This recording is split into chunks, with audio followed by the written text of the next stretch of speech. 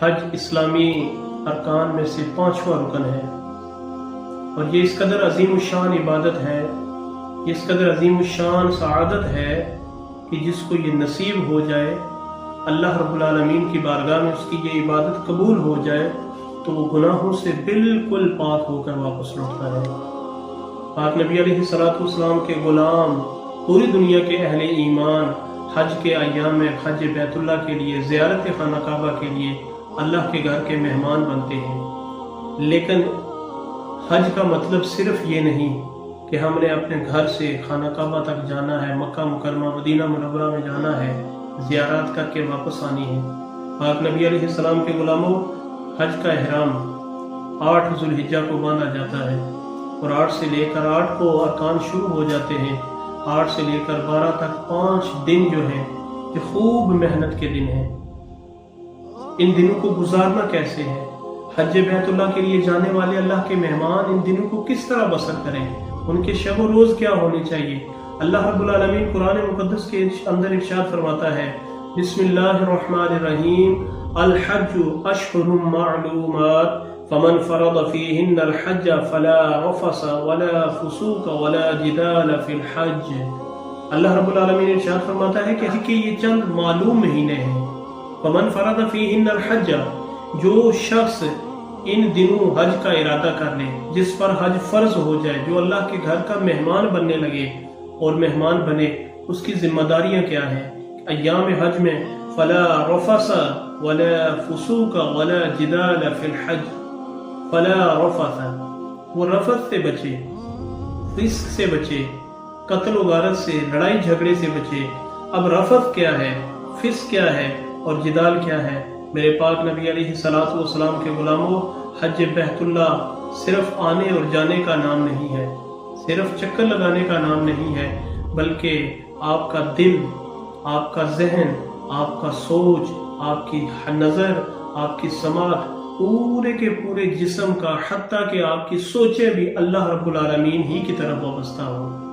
ہر قسم کی برائی سے، ہر قسم کے گناہ کے خیال سے، ہر قسم کی گناہ کی بات سے بچنا ہے۔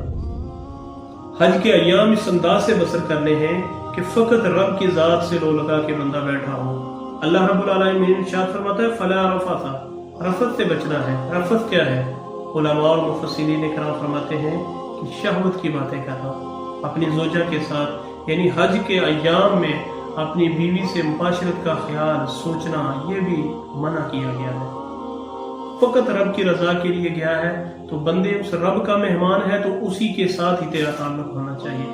ولا فسوق، کوئی بھی بے حیائی کی بات، کوئی بھی گناہ کا کام، ولا فسوق، اس طرح کا کوئی ایسا معاملہ نہیں کرنا کہ جس سے گناہ کا شائبہ بھی پیدا ہو۔ ولا جدال فی الحج، اور حج کے دنوں میں لڑائی جھگڑا، قتل و غارت، یہ بھی بندے کے ساتھ، وہاں خادمین حج کے جو مامور ہیں، کسی کے ساتھ بھی لڑائی جھگڑا۔ ولا رفث، فلا رفث ولا فسوق ولا جدال فی الحج، ہر طرح کی برائی سے بچنا ہے، قلب کو پاک رکھنا ہے، ذہن کو طہارت دینی ہے، نظروں کے اندر حیا پیدا کرنی ہے، سماعتوں کے اندر خدا کا خوف پیدا کرنا ہے، خشیت ہونی چاہیے قدموں کے اندر، دل اس کے تقوی کی طرف مائل ہو، دل اس کے خوف سے کانپتا رہے۔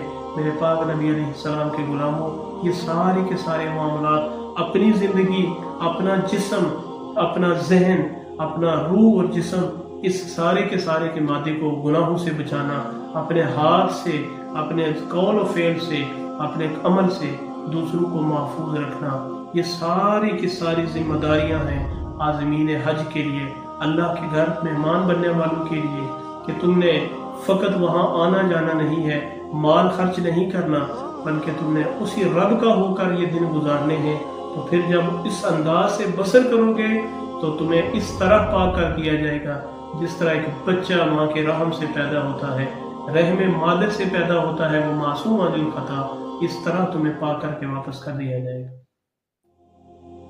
الحج اشہر معلومات فمن فرض فیہن الحج فلا رفث ولا فسوق ولا جدال فی الحج وما تفعلوا من خیر، اس سے بڑھ کر بھلائی کرتا ہے، زیادہ نیکی کے کام کرتا ہے، یعلمہ اللہ، اللہ تعالیٰ اس کو جانتا ہے۔ وَتَزَوَّدُوا فَإِنَّ خَيْرَ الزَّادِ التَّقْوَىٰ وَاتَّقُونِ يَا أُولِي الْأَلْبَابِ۔ مالک فرماتا ہے کہ اپنے ساتھ زادرہ رکھ لو، یعنی میرے گھر کے جب مہمان بنو تو زادرہ ساتھ رکھو، لیکن سب سے بہترین زادرہ کیا ہے؟ وہ تقویٰ ہے، خشیت الہی ہے، اس رب کی طرف لو لگانا، اس کا خوف دل کے اندر پیدا کرنا، اس کے قرب کو حاصل کرنے کی جستجو رکھنا، یہ ہے بہترین زادرہ۔ اور اسی انداز سے حج کرنے کا حکم ہے۔